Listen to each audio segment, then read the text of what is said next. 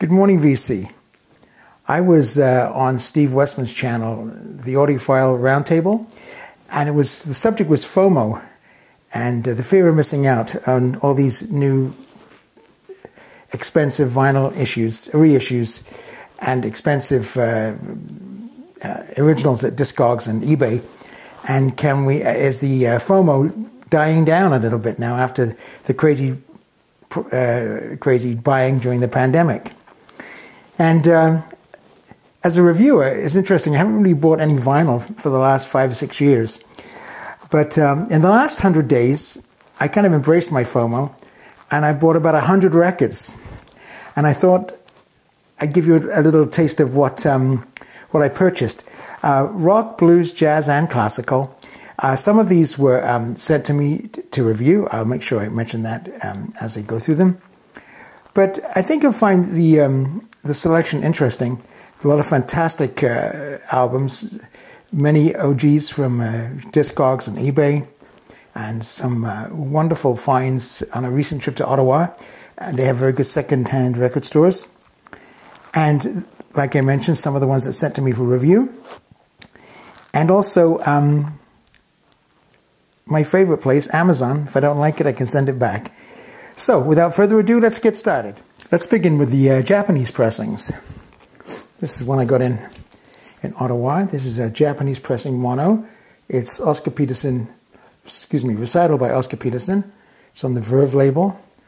Superb. His playing, I always think about Bill Evans as my favorite, but then I hear Oscar, and pretty incredible player. From Montreal, my hometown.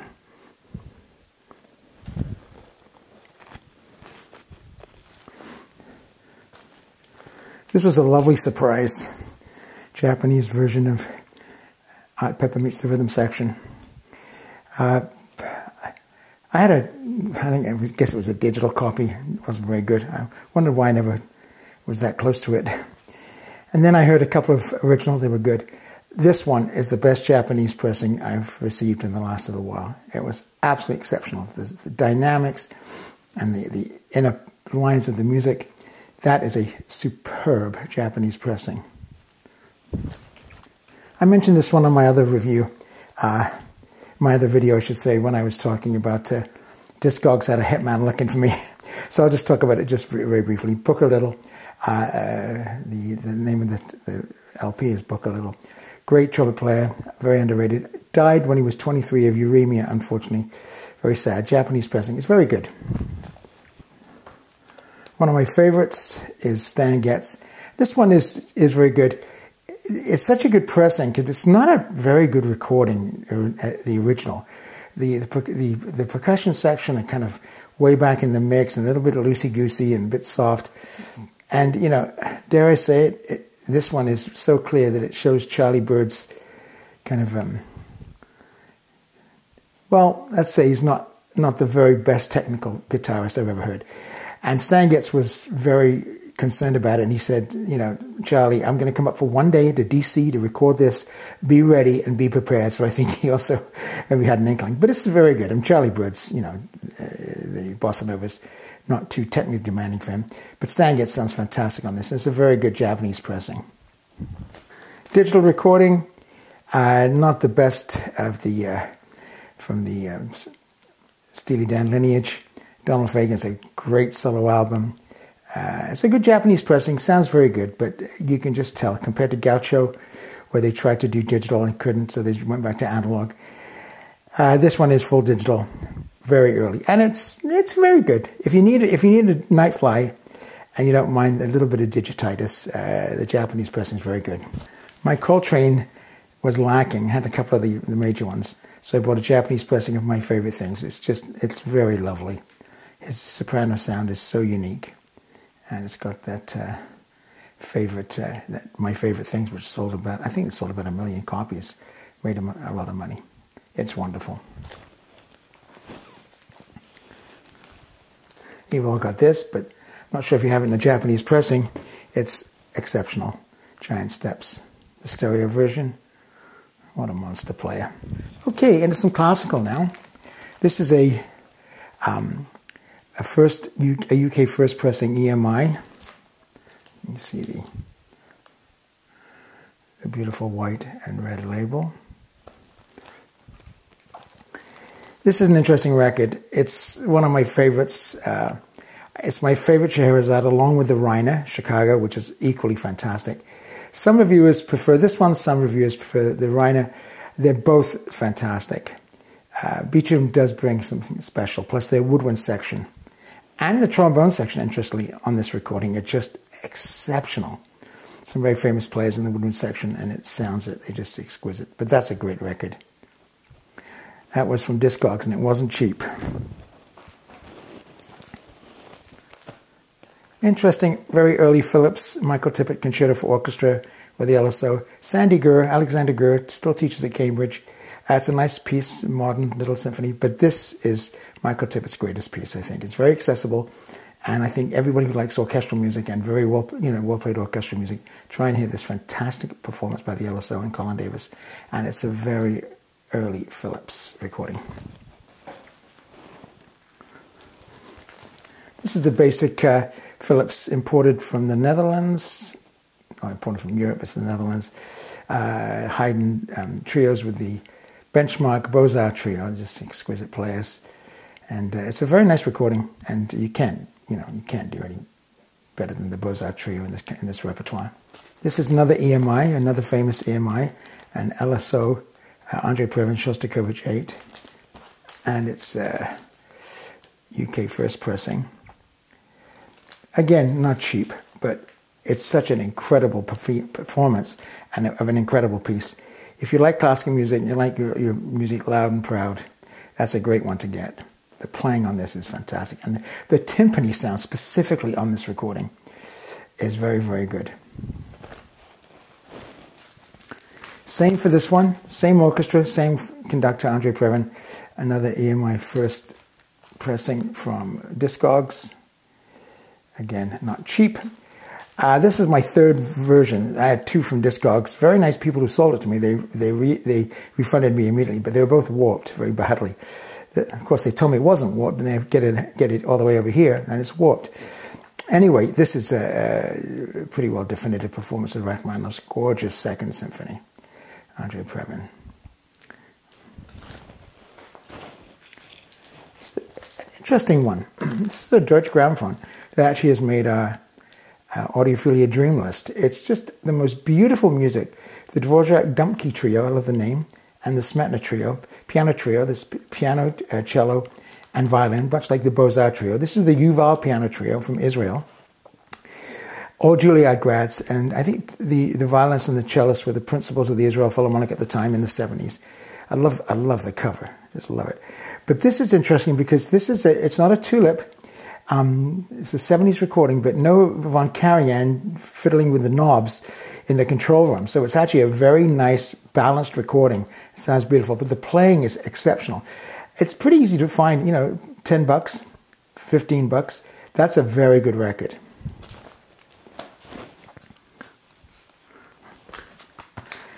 This is from the new Deutsche Grammophon, the original source. It's pure analog mix cut from the original half-inch 4-track tapes and done at the Emil Berliner Studios, which does fantastic work. I'm going to do a full review of these on Audiophilia.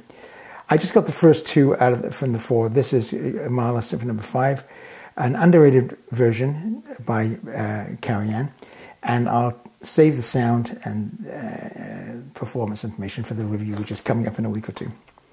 But that's exciting, this new original source, because the original recordings with Karajan, I mean, the Deutsche Grammophon ones were not anything to write home about, but Karajan went in.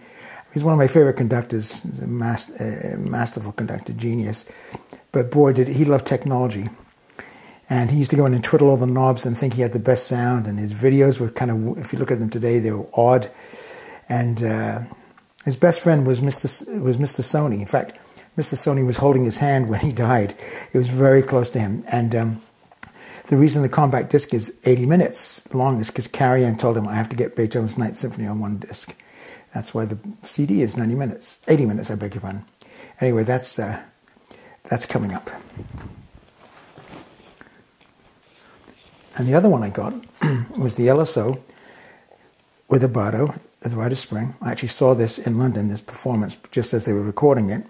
They recorded it in Fairfield, which is a good hall in London, and actually in Croydon. And you can tell because it's got all the information from all the recording. This is, again, from the original source from the Emil Berliner Studios. And I'm looking forward to doing this one. This didn't really get that much play when it was first done, although a Bardo and the LSO and Stravinsky is pretty amazing combination. But, everyone thought it was, it was well played, typical, Bardo, the LSO. But the Pulcinella and Jeu de Cartes were the two Stravinsky ballets that really got incredible reviews, and the playing was exceptional. But the three primary ballets, well, yeah, okay. But this is getting some great reviews, and I'm going to review this for Audiophilia. So you'll have to wait and see. Now, two special records. These were sent to me by my great friend Angie Lisi. She's the esoteric distributor, a long time distributor of their equipment in Toronto. But I think she's the North American distributor. Look, even the Obi strip from Japan. Everybody knows, or you should know if you're a digital person, the esoteric SACDs. You can also play them on the CD track as well, the CD layer. Superb SACDs. Some of them go for up to $700-800 on eBay. They're that good and rare. So this one I have on SACD, and it's a spectacular recording. Young Istvan Kertész, before he started working with the LSO, recorded with Vienna Philharmonic, Dvorak, the New World Symphony, everybody knows that. Poor Istvan Kertész died in a swimming accident. He drowned off the coast of Israel during a concert tour there. Very sad. But a wonderful conductor. Now, this is going to be a very interesting one. You're going to have to wait for the review for this because this is, well, I'm going to leave it at that. You can do some research on the esoteric mastering and see what you think they do and see if you understand what they're doing. But there is the Decker, and it's got the esoteric at the bottom. And I'm looking forward to, I haven't even put these on yet. So I know the performances and the recordings because of the SACD. But I'm looking forward to reviewing them. Again, fully reviewed in Audiophilia coming up. And the other one, the first two releases, is the famous Swan Lake with a very underrated conductor, Anatole Fistolari, wonderful with ballet music. And this is with the Concertgebouw Orchestra of Amsterdam. Again, the very unique esoteric mastering. We'll have to delve a lot deeper and find out what's going on. And I love, of course, it has the Obi strip. I think these are $100 US. They're not cheap. So it'll be interesting to see. I think Audiophilia will have the first reviews of them. I think I was the first reviewer to get them. Before we go on to our next section, I'm going to talk about the only two disappointments in the 100 or so albums that I've purchased. Other than the ones I had to send back because of warps to Amazon and also to Discogs, the Rachmaninoff Second Symphony. Two that were disappointing. One, they were both purchased in Ottawa at a secondhand record store, so I can't send them back, but I'll probably sell them. They won't sell after I give you my little mini review. This is Andrei Previn. And, Andrei Previn is one of the greatest musicians, conductor of the London Symphony, great jazz musician. And he's with Shelly Manne. And Shelly Manne's LPs are selling very well these days as a drummer. Red Mitchell on bass. And they're doing songs from Paul Joey. Not really the most famous songs, except for that fantastic Rodgers and Hart song, I Could Write a Book, which is one of the most beautiful songs ever written. But this is not even that well, it's beautifully recorded, don't get me wrong, but it's not that well played. And I'm a huge fan of Previn and his jazz recordings. But it's just, I find it, indifferent. I guess even the geniuses like Andrei Previn can have a bad day. Anyway, you might want to avoid that one. One you definitely want to avoid is this. This is Kevin Gray's recut. Cut from the original analog masters at Coherent Audio by the great Kevin Gray. Now, Kevin does exceptional work, like everybody knows. This is Kraft, also produces excellent work. But this is a dud. Chet Baker, brand new pressing. Kevin Gray, some of my favorite music, Best of Lerner and Lowe, My Fair Lady, and other shows. And I don't think it's Kevin's fault, to be fair. I have not heard the original, but it sounds to me like it's an original problem, original recording. Orrin Keepnews was the producer, and it sounds like it's very, it's loosey-goosey. It sounds like it was recorded in the bathroom. I wrote in one of the social media posts that the baritone sax player, I think it's Pepper Adams, sounds like he recorded it in the New Jersey Turnpike truck stop bathroom and sent it in. Just awful. And also, the arrangements aren't good, which really surprises me. It's got great plays. It's Bill Evans, the God, is on here. Herbie Mann, Mr. Grumpy, I've met him a couple of times. Herbie Mann, the flutist. He's a fantastic jazz flutist, probably the best. But anyway, maybe your mileage is different. I mean, Chet Baker playing Lerner and Lowe, Kevin Gray. I thought it was $40, brand new, sealed. I thought this was going to be a winner. Avoid. That's just my opinion. Continuing on to some jazz stereo. This is Dexter Gordon, a wonderful tenor player, with Donald Byrd, Kenny Drew, Niels Henning Orsted, and Art Taylor. It's wonderful, wonderful LP on Blue Note Stereo. It was very inexpensive. I think we got that from Amazon. This is a wonderful double set. Stacey Kent, The Boy Next Door.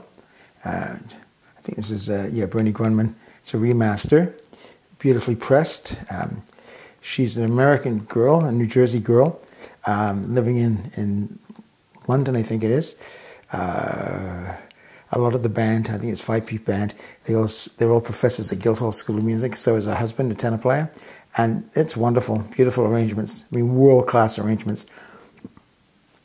And see if you can get that. It's a demo disc if you've ever had one. This is the Yuko Mabuchi Trio. Talked about her before. A wonderful jazz pianist. Volume 1 and Volume 2. They're not cheap. It's about $56, $60 per album on Yarling Records. And it's 45 and 4 songs. So 8 songs for $120. But wow, what a recording. And she's a very fine talent. Wonderful jazz piano player with a very fine trio. This is our latest from Impex. Talk about a special record. Carl Sigmund reviewed this at Audiophilia. You should go read it. It's a wonderful review. This is Barbra Streisand live at the Bon Soir, Greenwich Village. She was 20 years old. Barbra Streisand gave permission to redo the tapes. I think the tapes were in her, I think probably in her bedroom closet for about 60 years. And it's just, I mean, she's remarkable. It's 20 years old. And it's from Impex. And it's real Impex treatment. Just beautiful packaging. And the recording is fantastic. I just published a review of this one. This is Bill Evans' Some Other Time from 2 Times HD Vinyl, a Canadian company in Quebec. And it's 45 RPM. And this was tapes found in, I think it was the Black Forest in Germany when he was over there recording at the Montreux Jazz Festival. And it's a brilliant recording. I mean, Bill Evans, just whatever that guy did, it's like touched with gold. And this is amazing. And this is with Eddie Gomez and Jack DeJohnette. Superb. You might want to get that before it's out of print. This is the Great Wayne Shorter. I bought this in Ottawa. It's a Blue Note. Where are we here? There we go. Kevin Gray. I mean, it's just a superb recording. And with Freddie Hubbard, Herbie Hancock, Ron Carter, and Elvin Jones. A very modern sounding quintet. And it's just, you know, Wayne Shorter is the greatest. A couple of stereo Frank Sinatras. I got a lot of Frank Sinatras on this in this last 100 days. I only had like 1 or 2 recordings. I mean, I've heard them all and played them all on CD and streaming, but never had the LPs. It's the stereo, nice and easy. I had the choice of the mono. The monos are wonderful as well, but this is a very good one. Nice, clean copy. It's about $10. This is another one of the Capitals. Sinatra's Swingin' Session. Nelson Riddle, all the guys. Like Frank Rosalino and Milt Bernhardt on trombone, and all the Vince DeRosa on French horn. And there's all the strings playing brilliantly, otherwise you have to deal with Frank. This is a record store day release. Let's see if you can see the hype sticker there. And this is Chet Baker Blue Room, the 1979 Vara studio sessions in Holland. Even though the heroin has taken its toll, he was still playing beautifully. This is, I think, who did the cutting? It's Bernie Runman and all the team, but it's digital in the chain, but because the tapes were just pretty wrecked. But it's a wonderful sounding record. Don't let the digital scare you on this one. It's really good. Jazz Detective. My Tone Poet Blue Train. I needed one. I got the stereo version. Of course, it's got all the Tone Poet excellence. This is an interesting one. Rhino, this is what Rhino sent to me for review. This is very interesting. This is Coltrane Sound. This is from Rhino High Fidelity. Very kind to send it to me. This is another Kevin Gray gem. Not Coltrane's greatest, I found. It's a very good recording. It sounds very good. It needed 3 cleanings, unfortunately, to get it going. Once I got it cleaned, it was fantastic. And there were some problems, I think, with the cars. Their other release at this time with the packaging, and they had to replace them. The packaging on this Coltrane Sound is one of the absolute best I've ever seen. The jacket, I guess, stout and tip on, whatever they're called, is just so beautiful. And Rhino give you their own version of the cover of the sticker, and then reinforced spindle hole. It's very, very good. So yeah, very nice. I'm glad I got it. I certainly give it a very good review. This is a mono Ella Fitzgerald. Clap Your Hands, Here Comes Charlie. I think it was about $10. A nice clean copy, and the mono just sounds superb. Original. This one wasn't cheap. This was $150. Billie Holiday Verve, All or Nothing at All mono. It's just a spectacular sounding record. She's just a genius, and sounds it on this record. It's beautiful. If you can get this, there's probably going to be a recut of this record somewhere, reissue, but it's very beautiful. I discovered this lady as well quite a few years ago, and decided to get her records, and of course they're very, very good. Julie is her name. This is her debut, Julie London. She is there. Very lovely woman, and completely different than most singers. Just very quiet, introspective, but beautifully interpreted songs. That's a good one. This one is even better. This is her second album. This is called Lonely Lady. This made our Audiophilia Dream List because the performances are wonderful. Produced by her husband, Bobby Troop, who actually wasn't her husband at the time. He's the Route 66 song fame. But the recording is spectacular. Liberty Spectrasonic Sound. The ultimate in high fidelity, but it's mono. It's wonderful. These are all mono Sinatras from Capitol. This is Songs for Swingin' Lovers. Again, it's just a beautiful record. And the way mono is done these days with a mono cartridge and mono switch, in my house, really doesn't matter. In fact, mono is oftentimes preferable. This was a little more expensive. This is a very highly regarded mono. In the wee small hours, they have a beautiful cover. Again, these are the Capitol records. We went to Reprise. Here's Another wonderful one arranged by Axel Stordahl. It starts off, what's the name of the song? Yeah, When the World Was Young. Fantastic arrangement. So, Point of No Return by Frank Sinatra. Again, Capital. Now the mono, with another one of his great arrangers, Billy May. Frank Sinatra, Come Dance With Me. And Billy May. And his orchestras. Great cover of Frank. There we go. Tone poet, Chet Baker sings and plays with Bud Shank, Russ Freeman, and strings. It's excellent. Lovely tone poet. Another Kevin Gray. Record Store Day. Chet. There we are, Chet. Bill Evans, Pepper Adams. This one is, again, another Kevin Gray. This one is another Riverside, but this is just a completely different league than the other one. This is a beautiful record. This is the one where everybody wants the mono. This is Lush Life, John Coltrane. This is the Analog Productions reissue. Just spectacular. That is a fantastic record, as you all know. It's the Prestige label. This one you saw as well from Record Store Day. Kevin Gray. Kevin's a busy boy. Quiet Kenny Dorham. Another awfully sad ending to a life due to drugs and disease, unfortunately. But what a player.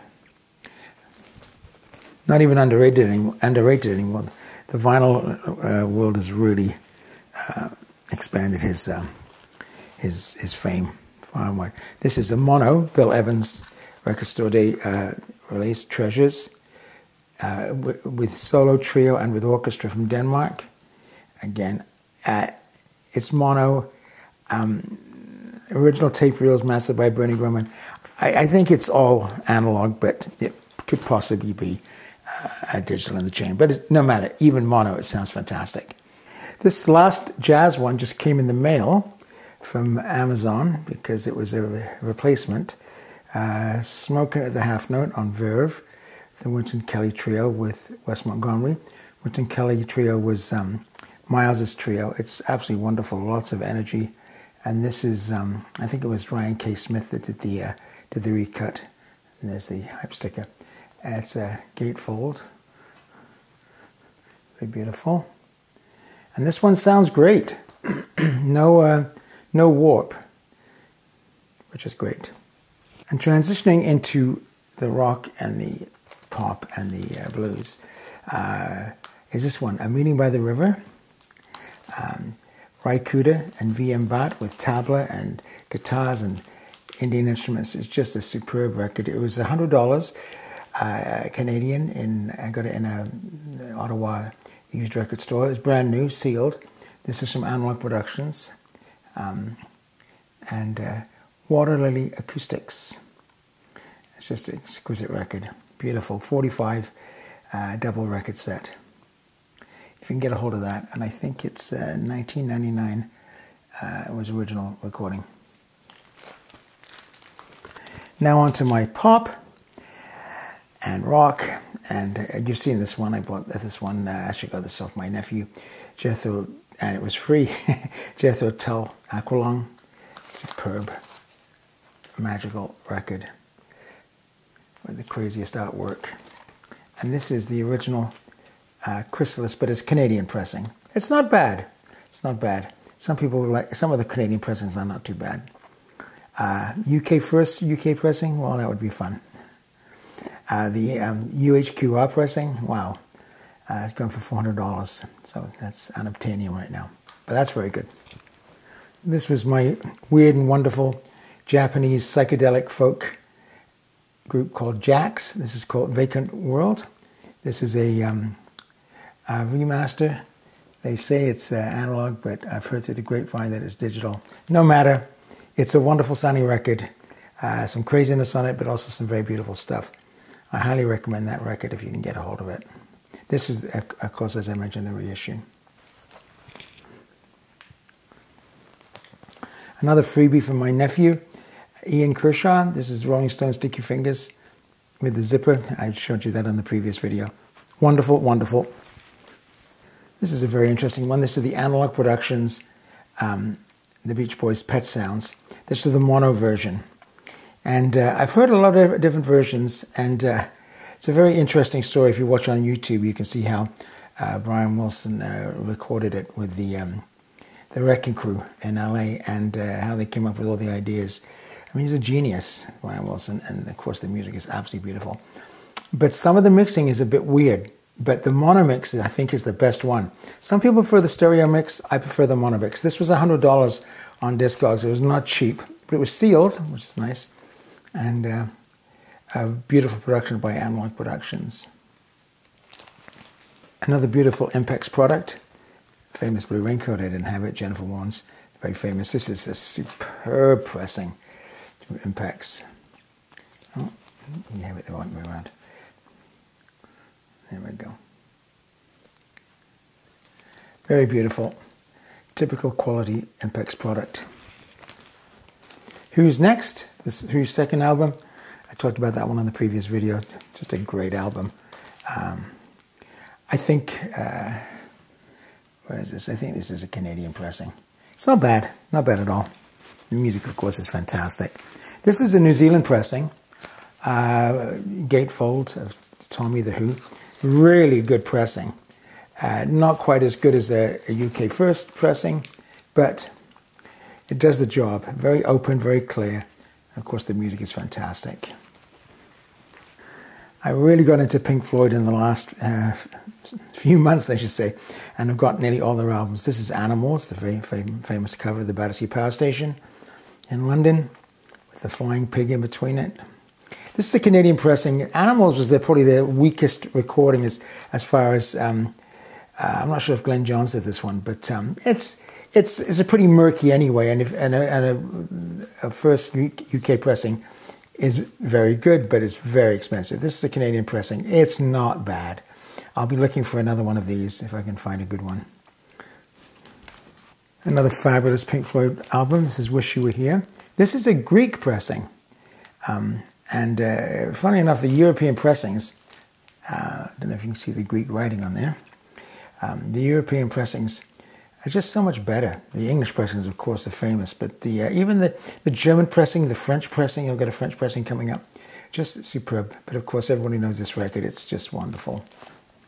With that beautiful four-note motif that David Gilmour did, and they grabbed a hold of it as a group and wrote a kind of a dedication record to their original singer, Syd Barrett, who had to leave the band because of schizophrenia brought on by serious LSD use. What a shame. More about Syd Barrett in a second. This is Metal, another one of the great Pink Floyd albums. They're the boys a long time ago.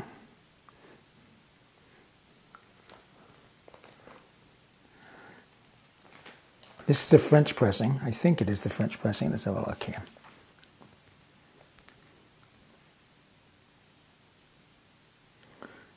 Yes, this is the French pressing. It's very, very good. We had a shootout between the UK pressing and this, and the UK pressing probably slightly edged it. But if you don't have, $200 and you want to spend just $50 or $60, you can get this one. It's wonderful. Plus, the opening track of that album is just perfect for reviewers. And here was the great one, Dark Side of the Moon. I looked long and hard for an English pressing that I could afford, none in the thousands. And this is a 5A, 5B, or A5, B5, whatever the pressings are. And it's very, very good. It's really open, clear, and it was in good shape, quite clean, no Polybut VG Plus or maybe even NIM, and it was $160 Canadian at a tiny shop. My nephew found it for me. Atom Heart Mother, very interesting recording by Pink Floyd. Starts off, side two actually is the famous songs, and they're very beautiful. And it's on the opening, it's like a suite. And anytime a rock band does an orchestral suite, it's usually a bit of a disaster. This is not too bad. It's a little bit pretentious, but on the whole, it's good. The second side is absolutely gorgeous, and this is a UK pressing, and it's very beautifully done.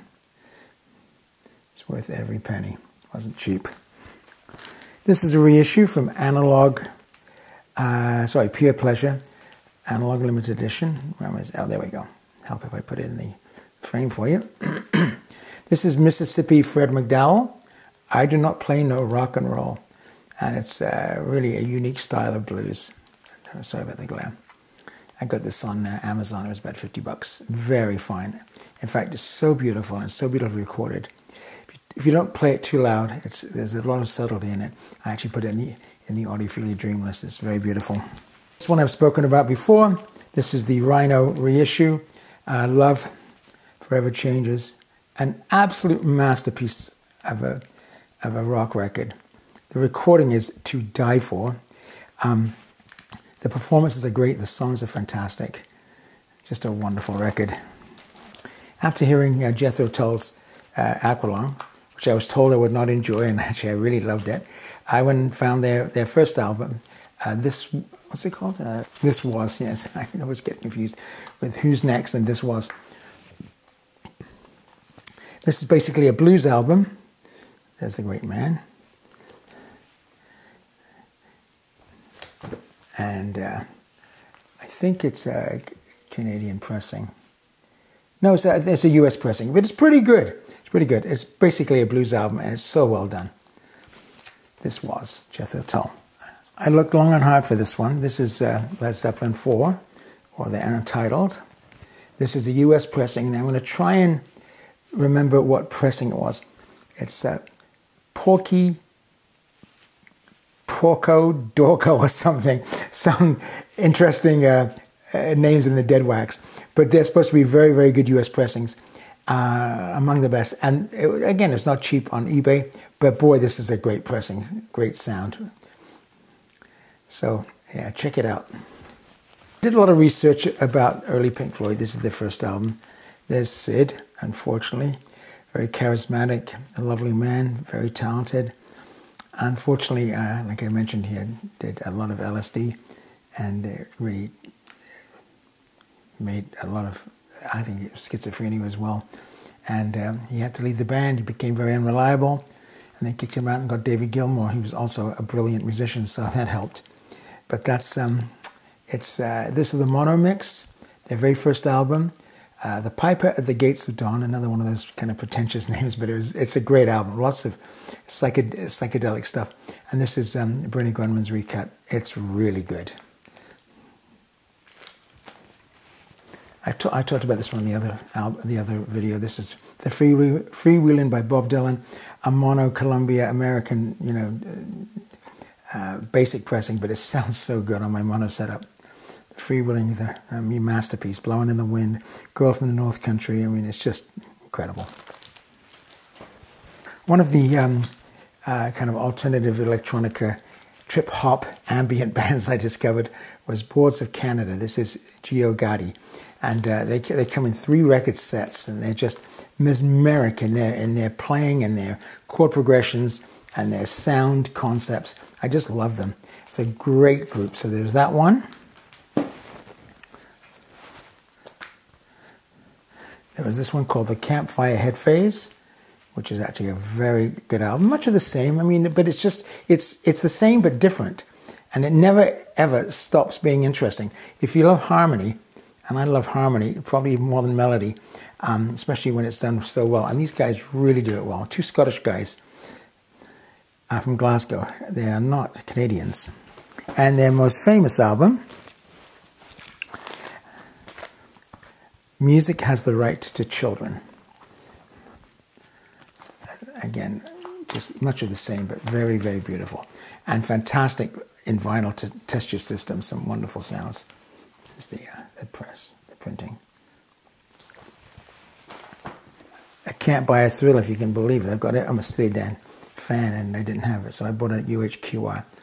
This cost $150 US, worth every penny. Unfortunately, Canadian exchange and FedEx charged me, it was almost $300 Canadian. When I got the FedEx bill, I was not happy. I mean, I don't mind paying my fair share, but it was ridiculous. But it is a wonderful recording, and I reviewed that on Audiophilia, and I did a special video on this one. Another $300 record, but boy, it's fantastic. Kind of Blue, UHQR from Analog Productions. And finally, 10 record set, Frank Sinatra, Japanese pressings of his Reprise albums, and very fine it is. A wonderful, wonderful set. $150 US that cost me. I was very happy with that. And that's it. 100 records in about 100 days. I know you're counting. There was about, hey, Anthony, there's only 82 records. I've got about 12 records coming. And there was 10 records in that Frank Sinatra box. So we'll call it 100. And listen, thanks for watching. I really appreciate it. And vinyl is amazing. And long may it continue. Have a great day. Thanks again. Bye-bye.